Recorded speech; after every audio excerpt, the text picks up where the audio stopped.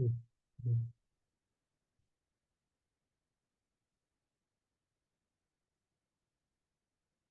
시작하도록 하겠습니다. 10시 기도하고 시작하겠습니다.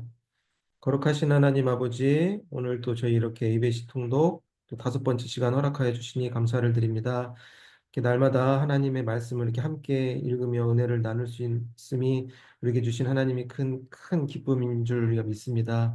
우리가 광야 같은 이 인생길에서 날마다 우리에게 주시는 그 하나님의 말씀을 붙잡고 그 말씀에 순종하는 삶을 살아 구름 기둥 불 기둥으로 인도하셨던 그 하나님의 인도하심을 우리가 이 세상 속에서 경험하며 살아갈 수 있는 우리 모두가 되게 하여 주시옵소서.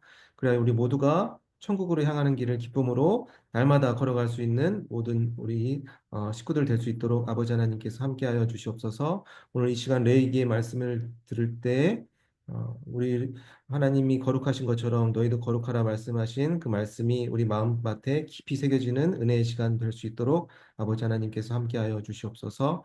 감사드리며 살아계신 주 예수 그리스도의 이름으로 기도하옵나이다. 아멘. 감사합니다. 시작하도록 하겠습니다. 오늘은 특별한 광고 말씀 없어서요. 팀장님께서 따로 전해주실 말씀은 없는 걸로 알고 있습니다. 제가 파워포인트 공유해드리겠습니다. 잠시만요.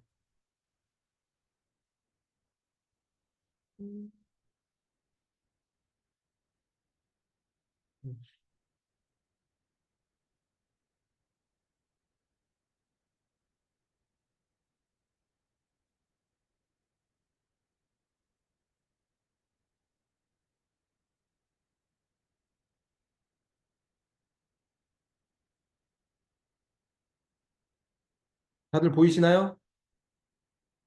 네, 시작하도록 하겠습니다. 뭐 스케줄 먼저 다시 한번 제가 안내해 드리면요. 오늘이 2월 19일이죠. 빨간색 글자 보이시죠? 오늘이 다섯 번째 시간입니다. 그래서 지금까지 저희가 이제 레위기 어제까지는 12장까지 읽었고요. 오늘부터 계속해서 다음 주까지 해서 레위기 내용이 끝날 겁니다. 그리고 3월 달 일정표도 다시 한번 보시면요. 3월 달에는 이제 특별한 거는 저희가 3월 5일까지 온라인 모임은 진행하고요. 12일과 19일은 온라인 모임 없습니다. 그 대신에 매일매일 통독은 스케줄표에 따라서 계속해서 진행되도록 하겠습니다. 참고해서 보시면 될 것 같아요. 자, 그리고 뭐 오늘은 이제 지난주 읽었던 내용 출애굽기 28장에서 레위기 12장까지 내용에서 질문 주신 내용 보고요. 그리고 이제 오늘부터 다음 주 화요일까지 읽을 부분 레위기 13장에서 민수기 4장 부분 간단하게 살펴보도록 하겠습니다. 그리고 여러분들이 뭐 아직 사신 분도 있고 안 사신 분도 있는데 이게 보라통독을 제가 이제 교재로 쓴다고 했잖아요. 가지고 계신 분들은 이거 보시면은 제가 이렇게 PPT 한 것보다 굉장히 자세하게 자료가 많이 나와 있거든요. 표도 그렇고 내용도 그렇고. 그래서 여러분이 성경 보시면서 참고해서 이렇게 보시면은 그림 같은 게 자세히 나와 있으니까 많은 도움을 받으실 수 있을 거라고 생각을 합니다. 질문 먼저 보겠습니다. 지난주에 주신 질문인데요. 질문 제가 읽어볼게요. 출애굽기 33장 18절을 보시면은 모세가 하나님께 주의 영광을 내게 보이소서라고 말했을 때 19절에서 선한 형상과 여호와의 이름 은혜와 긍휼을 말씀하셨는데 이것이 하나님의 영광인가요? 또 22절 내 영광이 지날 때 내 등을 볼 것이요 얼굴은 보지 못하리라 하셨습니다. 그럼 하나님의 얼굴도 영광인가요? 하나님의 영광에 대해 궁금합니다. 이렇게 질문을 주셨어요. 그래서 보시면은 출애굽기 33장 내용을 우리가 다시 한번 기억해 보겠습니다. 33장 내용을 보시면은 이제 금송아지 우상 숭배 사건 이후에 하나님께서 이스라엘 백성들한테 이렇게 내가 너희와 함께 가지 않을 것이다 이렇게 말씀하셨잖아요. 그 말씀을 듣고 이제 모세가 이스라엘 백성을 위해서 이렇게 간구하는 장면이 출애굽기 33장에 쭉 등장하거든요. 그래서 33장 18절 보시면은 모세가 이렇게 하나님께 간구합니다. 모세가 이르되 원하건대 주의 영광을 내게 보이소서 이렇게 얘기를 하죠. 그런데 모세가 이렇게 지금 하나님께 하는 기도는 개인적인 기도가 아니라 이스라엘 백성을 위한 기도죠. 그런데 출애굽기 24장을 보시면은 이렇게 기록되어 있어요. 제가 절은 안 적었는데 읽어보겠습니다. 하나님이 이스라엘 자손들의 존귀한 자들에게 손을 대지 아니하셨고 그들은 하나님을 뵙고 먹고 마셨더라. 아멘. 그 출애굽기 24장을 보면은 하나님을 이렇게 뵌 사람들이 있거든요. 근데 하나님의 얼굴을 본 게 아니라 하나님 전에 왔던 하나님 앞에 사람들이 왔던 모습을 출애굽기 24장은 기록하고 있어요. 그래서 우리가 출애굽기 33장을 다시 한번 돌아서 생각해 보면 음, 모세가 이스라엘 백성들을 위해서 기도를 하는데 하나님의 임재를 이제 보여달라고 간청하는 장면인 것을 볼 수 있어요. 되돌아서 생각해 보면 주의 영광을 내게 보이소서 이거는 하나님의 임재를 보여주세요 하는 그 모세의 간청이라고 해석할 수 있습니다. 그래서 여호와 하나님께서 성막 안에 거하시는 것을 이제 약속해 달라고 모세가 간구하는 그런 기도의 모습이라고 해석할 수 있습니다. 그래서 이 모세의 기도에 이제 하나님께서 응답해 주죠. 출애굽기 33장 19절에 하나님께서 모세에게 이렇게 응답해 주십니다. 제가 읽어보겠습니다. 여호와께서 이르시되 내가 내 모든 선한 것을 내 앞으로 지나가게 하고 여호와의 이름을 내 앞에 선포하리라. 나는 은혜 베풀 자에게 은혜를 베풀고 긍휼히 여길 자에게 긍휼을 베푸느니라. 아멘. 33장 19절 말씀이 이제 모세의 간구에 대한 하나님의 응답입니다. 하나님의 예언이죠. 노란 글자 부분을 다시 한번 보시면 하나님께서 이렇게 말씀하셨죠. 내 모든 선한 것을 내 앞으로 지나가게 하고 여호와 이름을 내 앞에 선포할 것이다. 하나님께서 응답해 주셨죠. 근데 응답이 출애굽기 34장 5절에 이루어집니다. 5절 말씀 제가 계속해서 읽겠습니다. 여호와께서 구름 가운데 강림하사 그와 함께 거기 서서 여호와의 이름을 선포하실세 여호와께서 그의 앞으로 지나시며 선포하시되 여호와라 여호와라 자비롭고 은혜롭고 노하기를 더디하고 인자와 진실이 많은 하나님이라. 아멘. 그러니까 하나님께서 34장에 구름 가운데서 강림하셔가지고 하나님의 이름을 선포하시고 이렇게 말씀하시는 거예요. 노란 글자 부분 다시 한번 보시면은 여호와라 여호와라 자비롭고 은혜롭고 노하기를 더디하고 인자와 진실이 많은 하나님이라. 자기가 어떤 분이신지 이제 보여주시는 장면입니다. 그런데 우리가 출애굽기 33장 20절에서 23절까지의 말씀을 보시면은 하나님께서 이렇게 말씀하셨어요. 네가 내 얼굴을 보지 못할 것이다. 모세는 하나님께 하나님의 임재를 보여달라고 이제 간구를 했지만 하나님께서는 하나님의 얼굴을 보면 살 수 있는 사람이 없다라고 말씀을 하신 거잖아요. 그래서 모세의 간구에 대해서 하나님께서 20장부터 33장 20절부터 23절까지 이렇게 말씀해 주십니다. 그러니까 그 반석 위에 서라고 하고 반석 틈에 모세가 있도록 하는 거죠. 그래서 하나님이 이렇게 보여주실 때 손으로 모세를 가려주셔서 모세가 하나님의 얼굴은 보지 못하고 등만 볼 수 있도록 하나님이 도와주시는 장면이 말씀해 주시는 장면이 구체적으로 33장 20절에서 23절까지 나와 있습니다. 그래서 그 모세의 기도를 보면은 하나님께 간구하면서 하나님이 여기 계시다는 것을 보여주세요. 눈으로 보여주세요. 이렇게 증거를 요구하고 있는 모습이라고 볼 수 있는데요. 그런데 하나님이 얼굴을 육신의 눈으로 보면은 사람이 그걸 견딜 수 없기 때문에 하나님의 영광의 빛을 사람이 감당할 수 없기 때문에 모세에게 그 바위 위에 서라 그러고 바위 틈에 숨으라 그러고 손으로 가려주시겠다. 그리고 너는 내 등을 보여주겠다. 이렇게 말씀하시는 그런 하나님의 모습을 우리가 출애굽기 33장에 볼 수 있습니다. 그래서 뭐 영광이 무엇이냐고 물어보셨는데 영광은 영어로는 글로리인데 히브리어로는 카보드에서 무겁다는 뜻을 가지고 있어요. 그래서 하나님의 영광 그러면은 그 하나님의 존재와 함께 나타나는 광채 그렇게 볼 수 있습니다.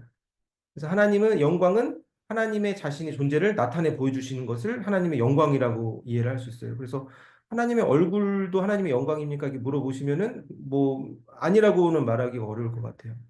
그리고 출애굽기 29장에 보시면은 이제 하나님께서 이렇게 말씀하시죠. 43절 보시면은 내가 거기서 이스라엘 자손을 만나리니 내 영광으로 말미암아 회막이 거룩하게 될지나 하나님의 임재하시는 게 하나님의 영광이라고 우리가 해석할 수 있습니다. 이 정도로 보시면 될 것 같아요. 뭐 잘 이해가 되셨는지 모르겠네요. 그리고 이제 우리가 창세기 출애굽기가 끝나가잖아요. 그래서 창세기 출애굽기 내용을 한번 복습하고 지나가도록 하겠습니다. 여러분들 잘 기억하시죠? 창세기 내용. 그래서 모세 오경의 일부죠. 창세기, 출애굽기, 레위기, 민수기, 신명기를 모세 오경이라고 부릅니다. 토라라고 부르는데 제가 계속해서 말씀드렸다시피 1장 1절이 중요하다라고 말씀드렸죠. 여러분 창세기 1장 1절 기억하세요? 대답 안 하시죠. 1장 1절을 보시면 이렇게 시작하죠. 태초에 하나님이 천지를 창조하시니라. 같이 한번 읽어볼까요? 함께 읽겠습니다. 시작. 태초에 하나님이 천지를 창조하시니라. 이게 1장 1절의 말씀이었죠. 그래서 태초에 라는 부분이 히브리어로 베레시트. 이게 책의 제목이었다. 그래서 창세기 전체를 시작으로 보면 된다. 창세기, 창세기는 시작을 얘기하고 있는 성경이다. 이제 그렇게 보면 창세기를 보실 때 도움이 된다고 제가 말씀드렸습니다. 이와 마찬가지로 출애굽기도 1장 1절 우리가 한번 기억하는 마음으로 같이 한번 계속해서 함께 읽어보겠습니다. 시작. 야곱과 함께 각각 자기 가족을 데리고 애굽에 이른 이스라엘 아들들의 이름은 이러하니 아멘. 그래서 1장 1절에서 이름이 중요하다. 그래서 출애굽기의 히브리어 책 제목은 쉐못이라고 했죠. 쉐못. 원래 쉔은 이름인데 쉐못은 이름들입니다. 그래서 출애굽기의 내용에서 중요한 부분은 포인트는 이름이다. 이스라엘 아들들의 이름들이 왜 중요한가? 계속해서 보겠습니다. 하나님께서 출애굽기에서 이름을 알려주시죠. 출애굽기 3장 13절 부분 함께 천천히 읽어보겠습니다. 시작. 모세가 하나님께 아뢰되 내가 이스라엘 자손에게 가서 이르기를 너희의 조상의 하나님이 나를 너희에게 보내셨다 하면 그들이 내게 묻기를 그의 이름이 무엇이냐 하리니 내가 무엇이라고 그들에게 말하리까? 아멘. 모세가 하나님께 이렇게 물어보는 거죠. 사람들이 하나님 이름이 무엇이냐고 물어보면 제가 뭐라고 대답해야 돼요? 이렇게 물어보니까 하나님께서 뭐라고 대답해 주셨습니까? 우리가 14절 말씀 계속해서 함께 읽어보겠습니다. 시작. 하나님이 모세에게 이르시되 나는 스스로 있는 자이니라 또 이르시되 너는 이스라엘 자손에게 이같이 이르기를 스스로 있는 자가 나를 너에게 보내셨다 하라. 아멘. 하나님께서 자신의 이름을 여호와라고도 말씀해 주시고 나는 스스로 있는 자이다. 이렇게 말씀해 주셨어요. 출애굽기에서. 그래서 출애굽기에서는 이름이 중요하다. 이렇게 기억해 볼 수 있습니다. 그리고 출애굽기의 중요한 내용은 뭐가 완성되지요? 성막에 예, 권사님, 여호와 네, 권사님 말씀 잘해 주셨네요. 성막이에요. 성막이 완성되는데 성막이 완성된 시기를 우리 예수님 기준으로 보면 한 예수님 태어나시기 한 1440년 전에 성막이 처음으로 완성되었다. 이렇게 볼 수 있어요. 성막이 완성되는 장면, 출애굽기 40장 33절에서 35절까지의 말씀 함께 성막을 생각하면서 읽어보겠습니다. 시작.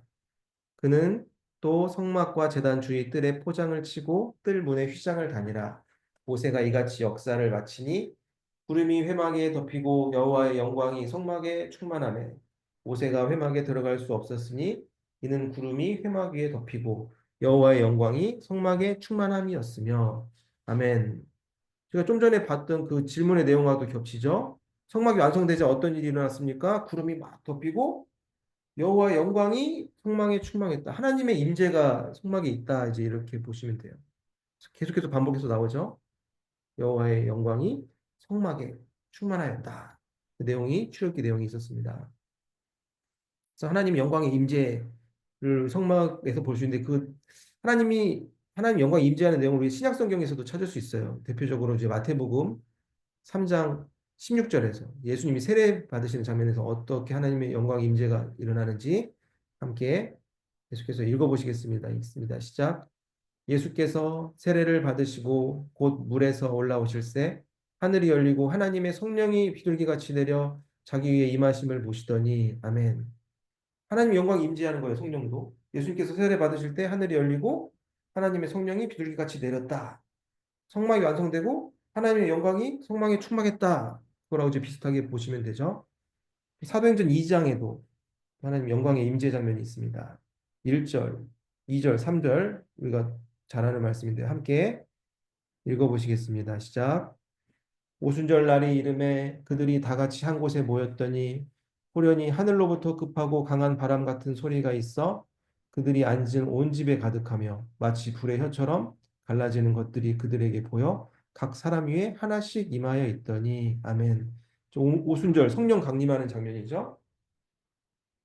하늘로부터 급하고 강한 바람 같은 소리가 이 소리가 들려서 집에 가득하고 막 불의 혀가 하나씩 사람에게 임했다. 그러니까 이것이 성막이 완성되었을 때 하나님의 영광이 성막에 충만한 것처럼 예수님이 세례 받았을 때 성령이 비둘기처럼 내렸던 것처럼 또 오순절 날 또 하나님의 영광이 이렇게 임했던 모습들을 우리가 성경 곳곳에서 확인할 수 있습니다. 이게 모두가 다 하나님의 영광의 임재라고 볼 수 있죠. 하나님을 체험하는 거죠. 그런데 우리가 좀 중요하게 생각해야 될 부분이 먼저 고린도전서 3장 16절, 17절 말씀 함께 읽고 제가 계속해서 어, 진행하도록 하겠습니다. 16절, 17절 말씀 먼저 함께 읽어보시겠습니다. 시작. 너희는 너희가 하나님의 성전인 것과 하나님의 성령이 너희 안에 계시는 것을 알지 못하느냐.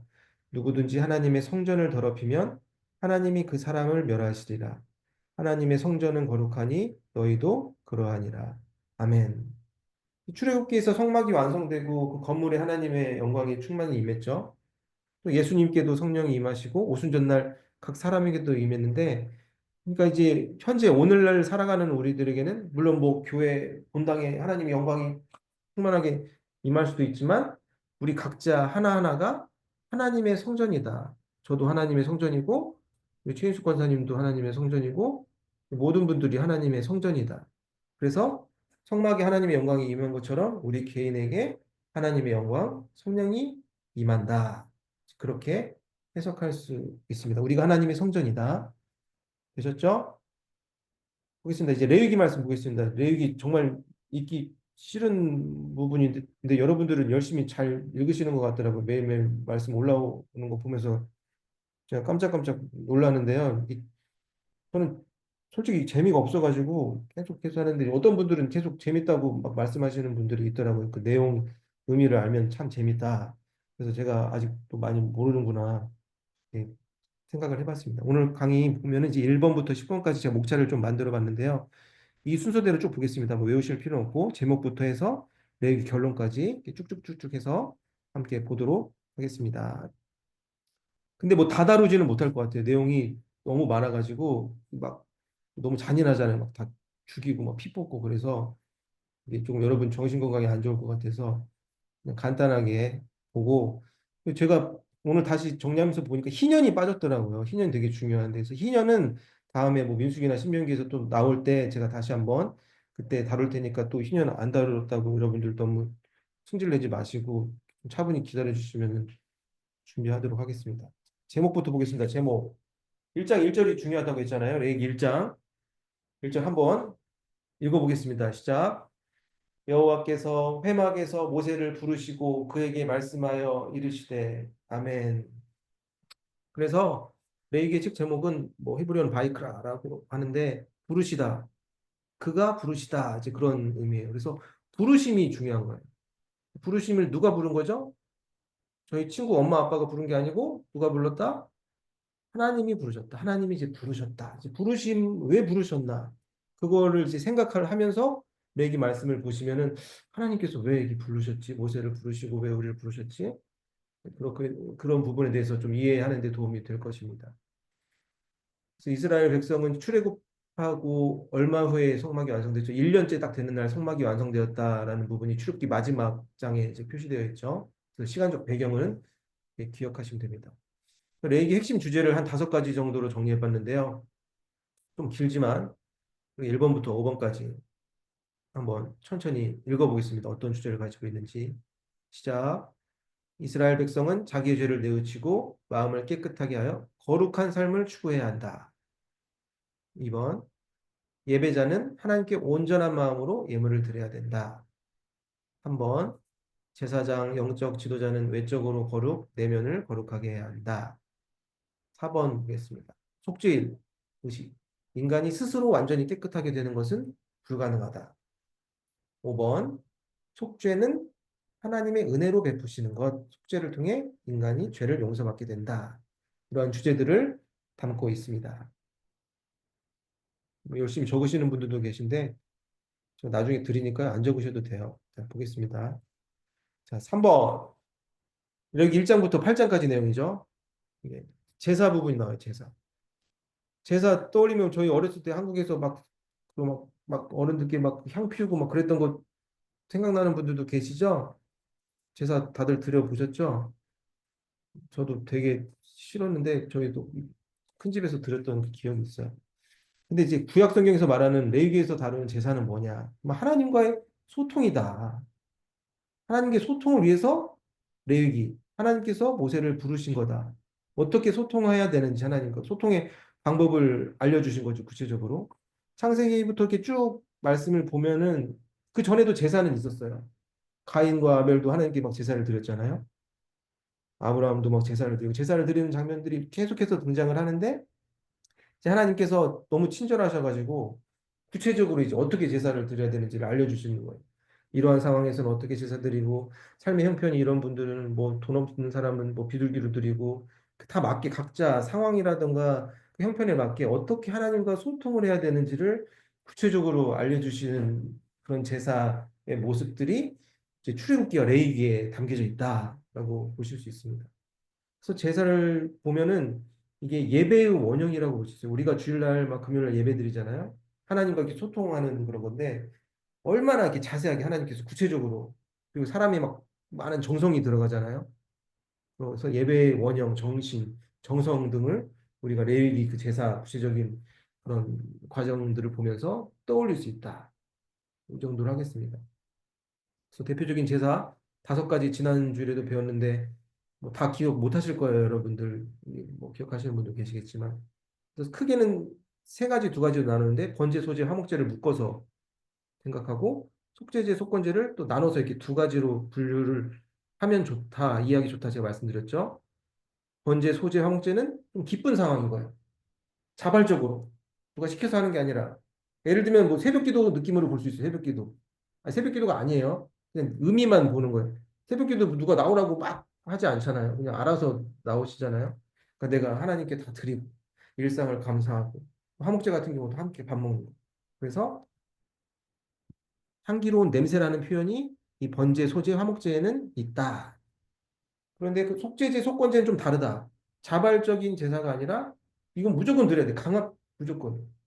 속죄제는 하나님과 관계에서 큰 죄를 지었을 때, 영혼으로 본질적인 죄를 지었을 때, 속건제는 이제 사람들 사이의 관계에서 죄를 지었을 때, 뭐 5분의 1을 뭐 더 주고 뭐 그런 내용 나오지 않습니까? 속죄제와 속건제는 좀 강제적인 부분이 있고 향기로운 냄새의 표현이 없다. 이 정도로 지난주에 잠깐 봤었죠. 그래서 이거는 제가 그린 거 아니에요. 제가 이렇게 잘 그리면 저도 좋겠는데 제가 그린 건 아니고 인터넷에서 찾은 거예요. 보면은 잘 정리가 되어 있더라고요. 그래서 하나하나 뭐 속죄제, 성경 구절, 뭐 죄를 속하게 위한 대사, 뭐 방법 같은 게 쭉 나와 있으니까요. 이번 부분은 여러분들이 참고로 보시면은 좋을 것 같고, 그 보라통독 보시면은 또 이런 제사의 내용이 자세히 표로 정리되어 있거든요. 그래서 참고로 이렇게 보시면 될 것 같아요. 넘어가겠습니다. 이것도 표로 나눈 건데 이렇게 번제는 불에 태워드리는 제사다. 소제는 곡물이다. 화목제는 서원제, 낙헌제가 그 안에 있는데 하나님과 사람 사이가 화목해지기 위해서 드린 대사다. 속죄제는 여호와의 명령을 어겼을 때 죄를 씻기 위해 드린 대사. 속건제는 일상이 필요한 대사. 제사의 방법 4가지. 화제, 확 불태우는 거죠. 요제는 막 흔드는 거. 앞뒤로 흔드는 거. 거제는 위아래로 흔드는 거. 번제는 물 부는 거. 포도주나 독주를 이렇게 부으는 거. 이런 방법들이 있다. 참고로 보시면 됩니다. 넘어가겠습니다. 자, 4번. 레위기 이제 9장부터 10장까지는 이 제사를 실습하는 장면이에요. 근데 이제 9장을 보시면은 다행히도 이제 모세와 아론 이렇게 제사 실습하는데 성공합니다. 9장에서는. 근데 10장에서는 이 제사 실습이 실패해요. 그래서 어떠한 일이 일어났나? 10장 1절, 2절, 9절 말씀 우리가 한번 그 실패 장면을 생각하면서 한번 읽어보겠습니다. 시작. 아론의 아들 나답과 아비후가 각기 향료를 가져다가 여호와께 명령하시지 아니하신 다른 불을 담아 여호와 앞에 분향하였더니 불이 여호와 앞에서 나와 그들을 삼킴에 그들이 여호와 앞에서 죽은지라. 너와 내 자손들이 회막에 들어갈 때에는 포도주나 독주를 마시지 말라. 그리하여 너희 죽음을 면하라. 이는 너희 대대로 지킬 영영한 규례라. 아멘. 아론의 아들 나답과 아비후에게 어떤 일이 일어났죠? 불 담아서 이렇게 분향하는데 갑자기 큰 불이 나와가지고 불에 타 죽은 거예요. 그 이들이 왜 죽었을까? 이제 여러 가지 해석이 있는데, 그러니까 구절 말씀을 보시면은 그걸 해석할 수 있어요. 하나님께서 말씀하시죠. 경고를 하시잖아요. 야, 니네랑 네 자손들 회막 들어갈 때 어떻게 해 들어가야 돼? 포도주나 독주 마시지 마. 술 먹고 오지 마라. 술 먹고 오면 저렇게 불에 타 죽을 수 있다. 이제 그렇게 보통 해석을 합니다. 그래서 그렇게 거룩한 몸과 마음, 거룩한 마음으로 제사에 나와야 된다. 그렇지 않으면 이렇게 실패할 수 있다. 그 내용들이 레위기 10장에 담겨져 있습니다. 필수하겠습니다. 그럼 제사장.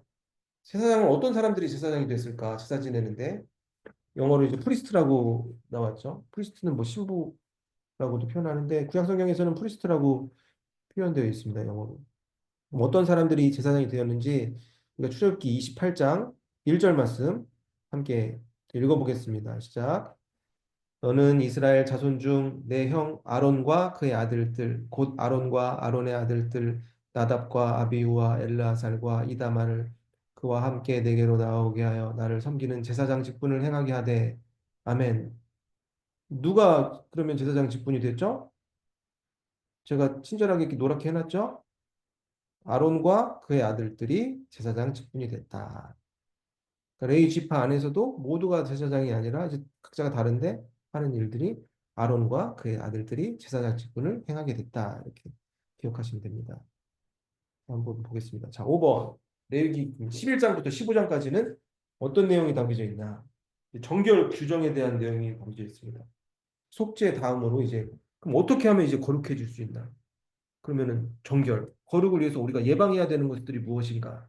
그러한 내용들이 레위기 11장부터 15장까지 담겨 있습니다. 계속해서 볼게요.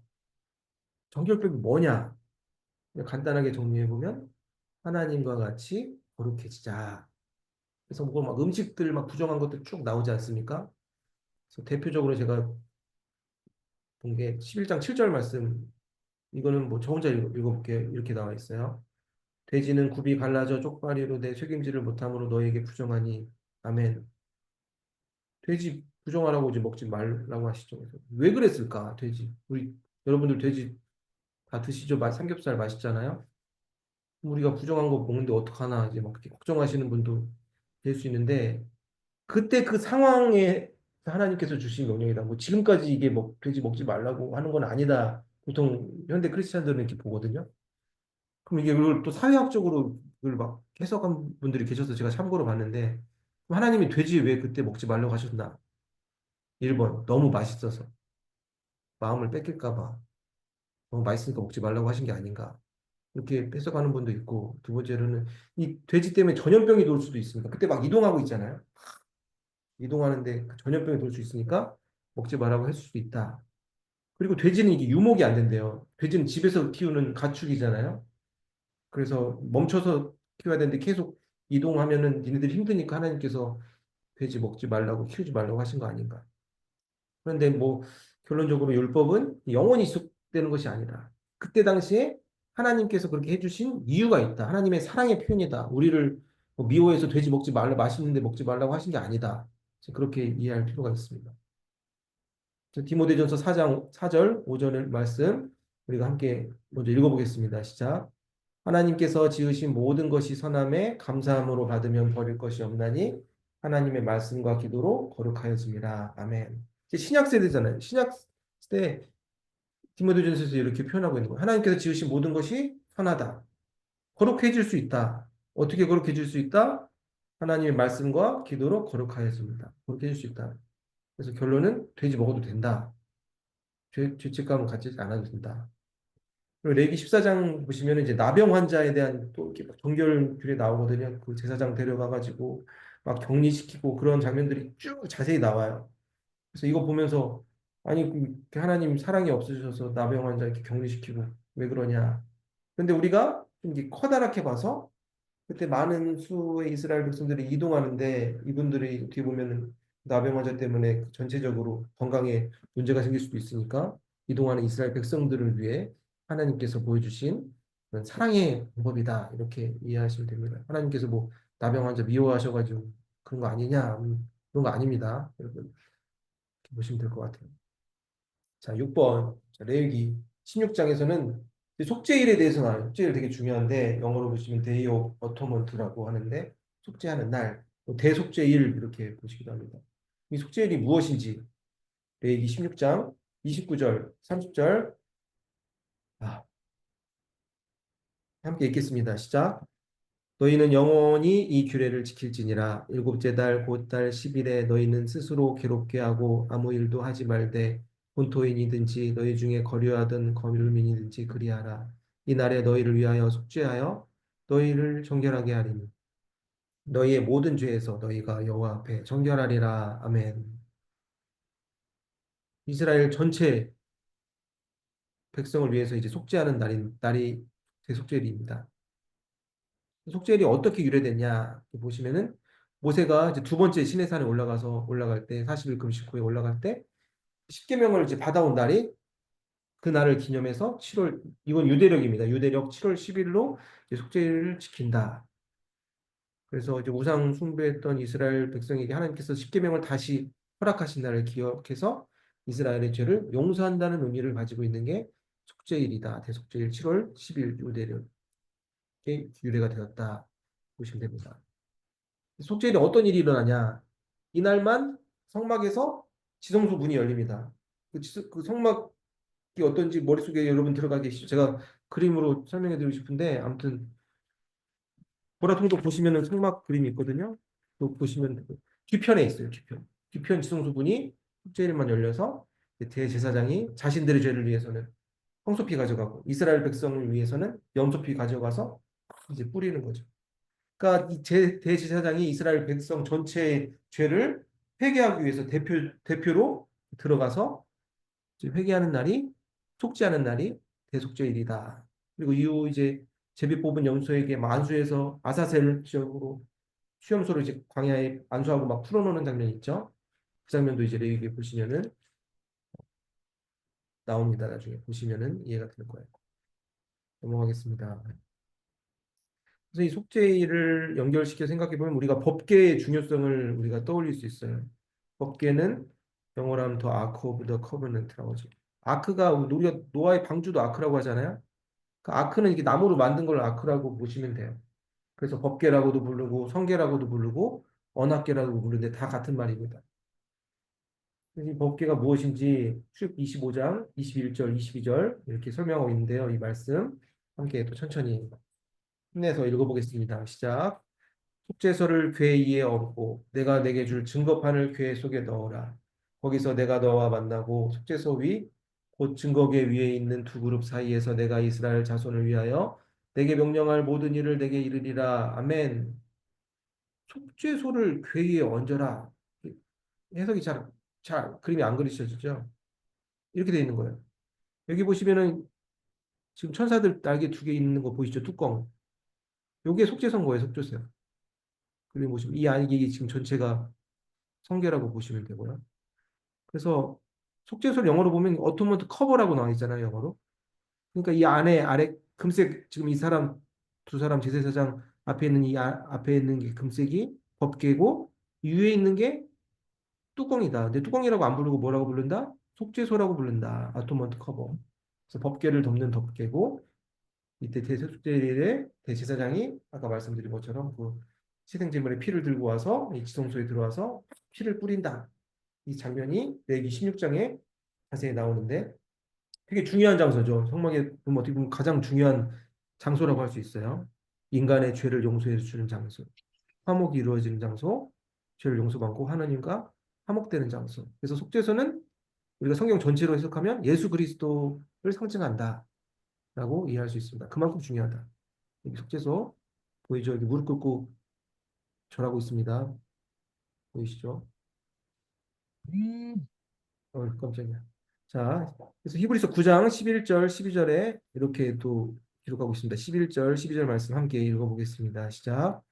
그리스도께서는 장래 좋은 일에 대제사장으로 오사 손으로 짓지 아니한 것 곧 이 창조에 속하지 아니한 더 크고 온전한 장막으로 말미암아 염소와 송아지의 피로 하지 아니하고 오직 자기의 피로 영원한 속죄를 이루사 단번에 성소에 들어가셨느니라. 아멘. 이해되시죠? 우리가 이제 속죄소 들어가서 대속죄일마다 속죄할 필요가 있다 없다? 없다. 예수님께서 대제사장으로 오셔서 예수님의 피로소 영원한 속죄를 이루셨다. 신약성경의 히브리서 구정에서는 이렇게 기록하고 있습니다. 다음 부분 보겠습니다. 7번. 자, 레위기 이제 17장부터 22장까지 내용은 이제 도덕 규정. 어떻게 삶을 살아야 되나 그 세상 속에서 이스라엘 민족이. 그래서 뭐 절기에 관한 내용도 그러는데요. 그러니까 모든 이런 도덕 규정이랑 이런 절기 이런 것들을 주신 이유가 하나님께서 이스라엘 백성에게 주신 이유는 그 모든 세계관을 이제는 하나님 중심으로 살아라라는 그런 하나님의 마음이 그 하나님의 말씀 가운데 담겨져 있는 것입니다. 그 이스라엘 백성의 역사를 보면 그들이 430년 동안 애굽에서 이제 살았잖아요. 그럼 애굽에 살면서 애굽의 이제 그런 삶의 모습들이 그들 안에 자리 잡게 된 거죠. 우리도 미국에서 오래 살면 어떻게 되나요? 미국 우리도 모르는 사이에 미국 사람처럼 조금씩 변해가는 모습이 있어요. 뭐 여러분들은 안 그러실 수 있는데 저는 저도 한 미국에 한 16년 살았는데 가끔 한국 가면 이제 좀 오래되면 좀 불편해지더라고요. 미국 삶이 익숙해져가지고. 그래서 뭐 그거 비슷한 건 아니지만 아무튼 뭐 애굽에서 오랫동안 살아서 이스라엘 백성들이 이제 애고파된 그런 모습들이 있다. 그런 걸 바꾸기 위해서 하나님께서 절기도 주시고 여러 가지 그런 명령들을 주셨다. 애굽 풍습을 벗어나 구원 중심의 삶으로 변화시키기 위한 하나님의 마음이 담겨져 있습니까? 하나님 중심의 삶을 살아라. 그래서 레위기 18장 3절, 4절은 이렇게 말씀합니다. 함께 읽어보겠습니다. 시작. 너희는 너희가 거주하던 애굽 땅의 풍속을 따르지 말며 내가 너희를 인도할 가나안 땅의 풍속과 규례도 행하지 말고 너희는 내 법도를 따르며 내 규례를 지켜 그대로 행하라. 나는 너희의 하나님 여호와이니라. 아멘. 하나님께서 말씀하시죠. 니네가 전에 살았던 애굽 땅 풍속도 따르지 말고 앞으로 갈 가나안 땅 풍속도 따르지 말고 무엇을 따라야 된다? 오직 하나님의 법도와 규례를 지키고 살아라. 하나님 중심의 삶을 살아봐라. 잊지 마라. 하나님께서는 말씀해 주십니다. 오늘날 우리들은 그럼 뭘 중심으로 살아야 되죠? 하나님 중심으로 살아가려면 그 주일 거룩히 지키는 주일 중심의 삶을 살아가야 된다. 이렇게 또 적용해 볼 수 있습니다. 넘어갈게요. 이스라엘 백성의 거룩함을 하나님께서는 계속해서 요구하고 계시죠. 그래서 레위기 18장 보시면 뭐 근친상간 내용 나오는데 이 부분 넘어갈게요. 그냥 이런 거 하지 말라. 레위기 18장 22절은 좀 중요한 부분이니까 제가 그냥 읽겠습니다. 혼자서 읽어볼게요. 너는 여자와 동침함 같이 남자와 동침하지 말라. 이는 가증한 일이니라. 아멘. 동성애가 죄라는 거 이제 명확하게 하나님께서 말씀하시는 구절이죠. 남자와 동침하지 말라. 그래서 이어서 30절에 또 하나님께서 이렇게 말씀하십니다. 30절 말씀을 함께 읽어보겠습니다. 시작. 그러므로 너희는 내 명령을 지키고 너희가 들어가기 전에 행하던 가증한 풍습을 하나라도 따름으로 스스로 더럽히지 말라. 나는 너희의 하나님 여호와이니라. 아멘. 그러니까 스스로 더럽히는 거. 동성애도 어떻게 보면 스스로 우리 몸을 더럽히는 거라고 볼 수 있죠. 그러기에 죄라는 부분이 뭐 로마서에서도 자세하게 나오지 않습니까? 그래서 하나님께서 우리에게 명하신 명령은 우리의 삶을 불편하게 만들려는 게 아니라 우리의 삶을 거룩한 삶으로 인도해 주시기 위한 하나님의 그런 사랑이 담겨져 있는 거다. 우리 삶을 힘들게 하려는 게 아니다. 라는 부분을 레위기 말씀을 통해서 발견할 수 있습니다. 그래서 이게 중요한 부분인데 로마서 12장 1절, 2절 말씀 우리가 너무나 잘 아는 말씀인데요. 뭐 외우시는 분들도 있을 수 있는데 한번 우리가 기억하는 마음으로 함께 읽어보시겠습니다. 시작. 그러므로 형제들아 내가 하나님의 모든 자비하심으로 너희를 권하노니 너희 몸을 하나님이 기뻐하시는 거룩한 산 제물로 드리라. 이는 너희가 드릴 영적 예배니라. 너희는 이 세대를 본받지 말고 오직 마음을 새롭게 함으로 변화를 받아 하나님의 선하시고 기뻐하시고 온전하신 뜻이 무엇인지 분별하도록 하라. 아멘. 너무나 우리가 잘 아는 말씀이죠. 우리의 몸을 뭘로 드려라? 하나님이 기뻐하시는 거룩한 산 제물로 드려야 된다. 그렇게 하려면 우리가 마음을 새롭게 하고 변화를 받아서 하나님의 선하고 기뻐하시고 온전하신 뜻이 무엇인지 분별을 해야 되죠. 어떻게 하면 우리가 분별할 수 있습니까? 하나님 말씀을 기준으로 우리가 분별할 수 있습니다. 그 정도로 보실게요. 에베소서 2장 내용 나오는데요. 너무 기니까 길어도 읽을게요. 읽어보겠습니다. 1절부터 5절까지 천천히 읽어보겠습니다. 시작. 그는 허물과 죄로 죽었던 너희를 살리셨도다. 그때 너희는 그 가운데서 행하여 이 세상 풍조를 따르고 공중의 권세 잡은 자를 따랐으니 곧 지금 불순종의 아들들 가운데서 역사하는 영이라. 전에는 우리도 다 그 가운데서 우리 육체의 욕심을 따라 지내며 육체와 마음에 원하는 것을 하여 다른 이들과 같이 본질상 진노의 자녀이었더니 긍휼이 풍성하신 하나님이 우리를 사랑하신 그 큰 사랑을 인하여 허물로 죽은 우리를 그리스도와 함께 살리셨고 너희는 은혜로 구원을 받은 것이다. 아멘. 그래서 우리가 원래 우리 육체의 욕심을 따라 지내며 우리 육체의 마음을 원하는 것 하면서 살아가는 그냥 원래는 진노의 자녀였지만 하나님께서 우리를 사랑하셔서 예수님을 우리에게 주셔서 죽은 우리를 그리스도와 함께 다시 살리셔서 우리가 구원을 받았다. 본질상 진노의 자녀였다. 이 부분을 우리가 기억할 수 있습니다. 다음 부분 보겠습니다. 레위 8번. 레위기 이제 23장에서는 7대 절기에 대해서 나와요. 7대 절기 왜 주었나? 이거 7대 절기를 하나님께서 우리에게 왜 주셨는지 한번 보겠습니다. 7대 절기 나온 표가 있어서 제가 이렇게 봤는데요. 뭐 참고로 쭉 보시면 될 것 같아요. 그래서 영어로 어떻게 표현? 영어를 보시면 오히려 이해하는 게 편할 수도 있어요. 이게 한자로 되어 있어서 저도 무슨 뭔지 몰라요. 이게 한자가 이게 무슨 뜻인지도 모르겠고 어려우신 분들은 다 알 수도 있는데 오히려 영어로 보시면 이게 어떤 의미인지 이해할 수 있을 겁니다. 유대력으로는 뭐 1월부터 이런 순서로 되어 있다. 뭐 다 외우실 필요는 없고요. 어떤 의미를 가지고 있는지 참고로 보시면 될 것 같습니다. 이걸 또 외우는 방법이 있어요. 제가 인터넷에 찾았는데요. 뭐 참고로 소개해드리면 이거 하나만 외워도 여러분은 오늘 좀 시간이 의미 있지 않을까. 이걸 이렇게 딱 유무초라는 사람이 있어요. 성이 유고 이름이 무초. 아, 이름이 무초. 라스트 네임이죠. 유무천사라는 사람이 오나 언제 오나 어디로 오나 속초로 오나 이렇게 하면 외울 수 있어요. 이게 저도 이렇게 보니까 이게 좀 쉽게 외워지더라고요. 유무초가 오나 속초 이렇게 외우면은 이렇게 순서대로 외울 수 있습니다. 재미로 뭐 보시면 될 것 같아요. 그래서 6월절이 어떤 날이었나? 하나님이 우리 애굽에서 건져내심을 기념하는 절기. 무교절은 출애굽할 때 우리 막 급하게 나오면서 뭐 먹었죠? 그분들이 무교병 먹었죠. 무교병 먹은 거, 무교병 빵 먹은 거 기념합니다. 초실절은 첫 열매 수확하는 걸 감사하는 절기고 오순절. 오순절은 칠칠절이 오순절입니다. 밀의 첫 수확 감사한다. 그래서 이제 밀이 나오니까 이제 무교병이 아니라 뭘 먹죠? 유교병 먹는다. 좀 맛있는 빵 먹는 날. 나팔절, 새해 첫날 7월 1일. 유대력으로는 7월 1일이 새해 첫날로 봅니다. 새해 첫날에 이분들은 나팔 분대요. 그래서 나팔 부는 나팔절. 속죄일, 대제사장. 아까 봤죠? 우리 데이 오브 어토먼트. 아론이랑 자식들 들어가서 대표 속죄하는 날 속죄일. 초막절은 40년 동안 이제 광야 지켜주셨던 거 기억하면서 이제 장막 살면서 이제 하나님께 감사하는 그런 절기입니다. 이렇게 외우면 된다. 유무초가 오나 속초 오나 이렇게 외우면은 외울 수 있습니다. 근데 6월절에 관해서 신약성경은 이렇게 또 기록하고 있습니다. 골로새서 2장 16절, 17절 말씀 함께 읽어보겠습니다. 시작. 그러므로 먹고 마시는 것과 절기나 초하루나 안식일을 이유로 너희든지 너희를 비판하지 못하게 하라. 이것들은 장래일의 그림자이나 몸은 그리스도의 것이니라. 아멘. 그러니까 이제 장래일의 그림자라는 거죠. 뭐 절기라든가 그런 모든 것들이 우리가 지금 현대 시대에도 지킬 필요가 있는 게 아니라 그보다 더 중요한 그림자보다 더 중요한 몸이 뭐다? 그리스도의 것이다. 예수님이 더 중요하다.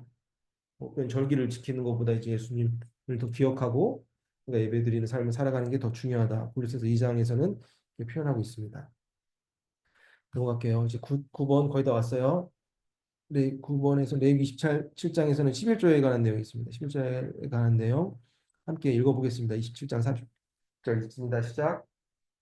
그리고 그 땅의 10분의 1, 곧 그 땅의 곡식이나 나무 열매는 그 10분의 1은 여호와의 것이니 여호와의 성물이라. 아멘. 11조 중요하다. 이렇게 보겠습니다. 여러분 11조 얘기하면 또 싫어하니까 넘어가겠습니다. 자, 10번 레위기 이제 결론이 뭐냐? 레위기 마지막이에요. 결론 이제 대표적으로 이 두 구절만 우리가 외우고 있어도 레위기의 가장 이제 중요한 게 무엇인지 우리가 기억할 수 있습니다. 19장 2절 말씀 읽어보겠습니다. 시작. 너는 이스라엘 자손의 온 회중에게 말하여 이르라. 너희는 거룩하라. 이는 나 여호와 너희 하나님이 거룩함이니라. 아멘.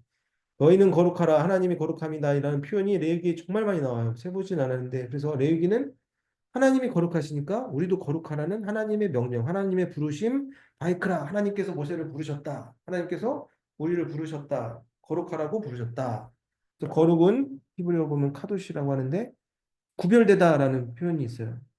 그러면 뭐에 구별돼서 구별되면 이렇게 이동한다고 볼 수 있잖아요. 이동해서 어디로 이동하나? 하나님께로 이동한다. 거룩한 거는 하나님에 소속되는 것을 의미한다. 그리고 레위기 이제 마지막 장 27장 레위기 27장까지 있는데요. 마지막 절은 이렇게 레위기를 이렇게 정리합니다. 27장 34절 말씀 함께 읽어보겠습니다. 시작.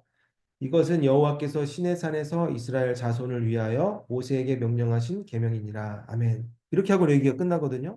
그래서 중요한 게 노란색 부분. 하나님께서 이스라엘 자손을 위하여 주신 거예요. 그러니까 하나님을 위해서 주신 것이 아니라 이런 모든 제사법, 절기 지키고 정결법 이런 것들이 누구를 위한 거다? 돼지를 위한 거다. 돼지가 안 먹어도 되니까 그런 게 아니라 우리를 위한 거다. 이스라엘 자손을 위해서 하나님께서 주신 계명이다. 하나님의 사랑의 표현이다.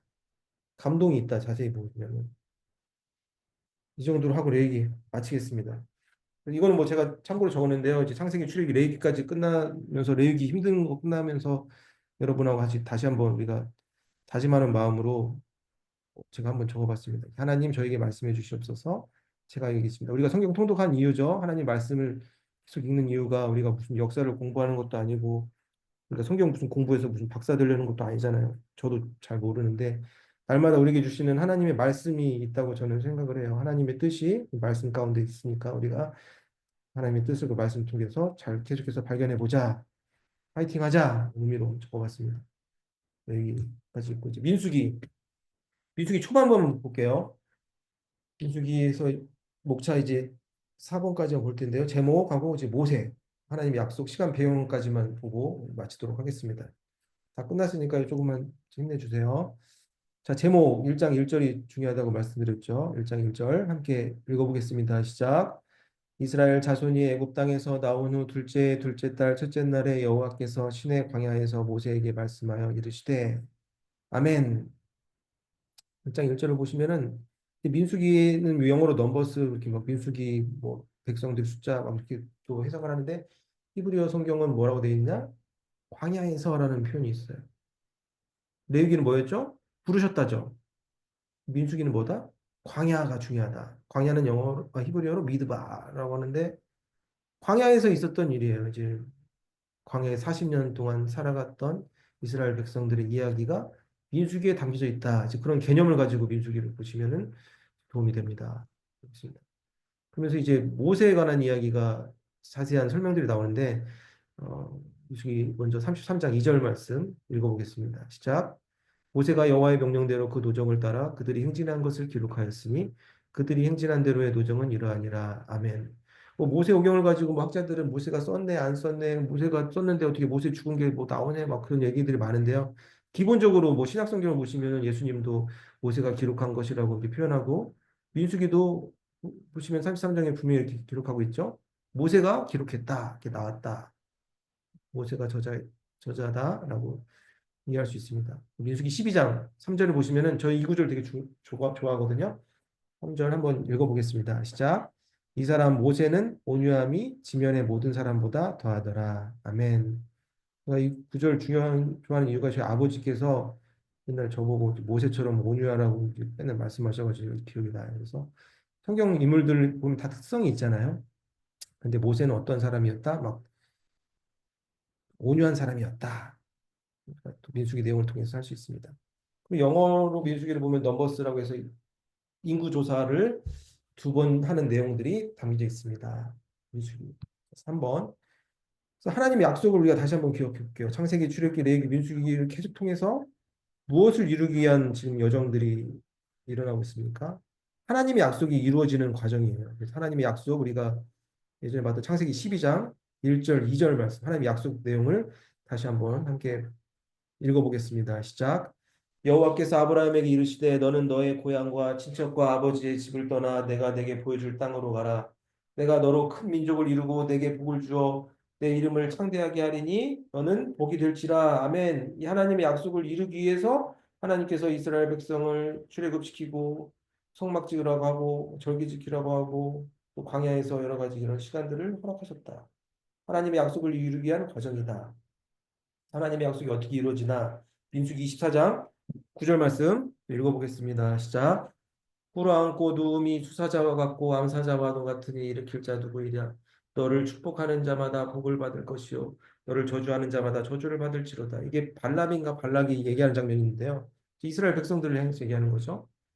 너를 축복하는 자마다 복을 받고 너를 저주하는 자마다 저주를 받을 것이다. 복이 되는, 어떻게 보면 복의 근원이 되는 그런 모습들이 이제 민수기 24장에 나옵니다. 그래서 하나님의 약속이 성취가 된다. 창세기, 출애굽기, 레위기, 민수기를 통해서 하나님의 약속이 이루어지는 모습을 우리가 볼 수 있다. 시간 배경, 민수기 시간 배경 되는지 보겠습니다. 출애굽기 19장 1절 말씀 읽어보겠습니다. 시작. 이스라엘 자손이 애굽 땅을 떠난 지 3개월이 되던 날 그들이 시내 광야에 이르니라. 아멘. 출애굽기 19장 내용을 보면 애굽 땅을 떠나고 얼마 있다가 시내 광야에 이르렀죠? 3개월이 지난 다음에 이제 시내 광야에 이르렀던 거예요. 출애굽기 40장을 보시면은 이 부분은 그냥 제가 읽을게요. 여러분들 쉬시고 16절 17절. 모세가 그같이 행하되 곧 여호와께서 자기에게 명령하신 대로 다 행하였더라. 둘째 첫째 달 곧 그 달 첫 하루에 총막을 세우니라. 애굽 땅을 나와서 1년이 지났어요. 1년이 지나고 둘째 해면 이제 2년째 되는 첫째 달에 뭐가 완성이 되었다? 1월 1일에 그러니까 2년 1일을 볼 수 있죠. 유대력으로 보면. 그때 성막이 완성되었다. 그리고 출애굽기 40장이 끝나고 또 이제 민수기 1장에 보시면 1절에 이렇게 표현되어 있습니다. 여기도 제가 혼자 읽을게요. 이스라엘 자손이 애굽 땅에서 나온 후 둘째 해 둘째 달에 첫째 날에 여호와께서 시내 광야 회막에서 모세에게 말씀하여 이르시되 아멘. 그래서 애굽 땅을 떠나서 이스라엘 백성이 3개월 동안 이동해서 시내 광야에 도착을 하고 그리고 거기에서 1년 머물고 첫째 날이 되는 해 성막이 완성되고 그리고 한 달 있다가 또 하나님께서 둘째 달 되는 날 이제 말씀하시는 장면들이 민수기 내용이다. 시간적인 배경을 우리가 딱 개념을 잡을 수 있을 것 같습니다. 그래서 민수기 내용은 간단하게 보시면은 이스라엘 백성이 시내 광야에서 성막을 완성한 후 40년 동안 방황하던 그런 순간들이죠. 그런 모습이 담겨져 있다. 크게 보시면 민수기 1장부터 13장까지는 시내산에서 이동 준비할 때 1년, 민수기 13장부터 19장까지 바데스 바네아라는 지역이 되게 중요한데요. 거기서 38년 동안 있고 민수기 20장부터 36장까지는 그 1년 후 있다가 이제 모압 평지 쪽으로 이제 가는 장면이 이렇게 있다. 그래서 총 40년의 시간이 민수기에 담겨져 있다라고 이제 이해하고 민수기를 보시면 도움이 될 것 같습니다. 여기까지 볼게요. 여기까지 보고 다음 부분은 어, 다음 시간에 보도록 하겠습니다. 예, 여러분들 뭐 오늘 하루도 수고하셨고요. 아무튼 뭐 레이기 힘든데 말씀 함께 잘 같이 읽어서 저는 너무 기쁜 것 같아요. 같이 읽어서 또 힘이 되고 어떤 분이 이렇게 말씀하시더라고요. 이 거룩한 부담감이 있다. 그래서 저도 그렇거든요. 정신 차리고 막 좀 출려다가 말씀 올라오는 거 보면 아유 다시 읽어야겠다 이런 생각도 드니까 하나님께서 우리를 또 하나로 묶어주시고 지치지 않게 서로 이렇게 응원하면서 같이 기쁘게 볼 수 있도록 하나님께서 이렇게 우리를 묶어주신 거라고 생각합니다. 오늘 말씀 마치고 마지막으로 오늘 김명숙 권사님께서 기도해 주시고 마치도록 할 텐데요. 제가 먼저 수고해 주시면 누를게요. 권사님 제가 그걸 눌렀거든요. 그 버튼을 하나 누르시면 될 것 같아요. 김명숙 권사님. 네, 김용식 권사님 기도해 주시고 오늘 강의 마치도록 하겠습니다. 모두 수고하셨습니다. 사랑과 은혜가 풍성하신 우리 아버지 하나님, 은혜를 감사합니다. 하나님 아버지를 더욱 알고 싶은 마음으로 성경 통독을 시작할 수 있는 은혜 주시며 감사드립니다. 말씀 한 구절 한 구절이 얼마나 달고 오묘한지요. 하나님께서 말씀으로 세상을 창조하시며 우리를 얼마나 사랑하시는지 그 사랑을 깨닫게 하시니 감사합니다. 우리에게 친히 찾아오셔서 수없이 말씀하시기를 원하시는 하나님, 죄악으로 넘어질 때 분노하시지만 곧 용서하시기를 원하시는 하나님, 작은 신음에도 응답하시는 하나님, 급하시면 바위에서 물도 나게 하시고 홍해 바다도 가르시는 사랑의 하나님, 출입 광야를 지나는 이스라엘 백성들을 통해 지금 현재 광야길 속에 있는 하나님의 자녀들이 어떻게 살아야 하는지, 또한 약속의 하나님을 믿는 믿음으로 사는 소망 주시니 감사합니다. 주님이 기뻐하시는 것이 무엇인지를 기다림과 순종함으로 배워나가게 하시니 감사합니다.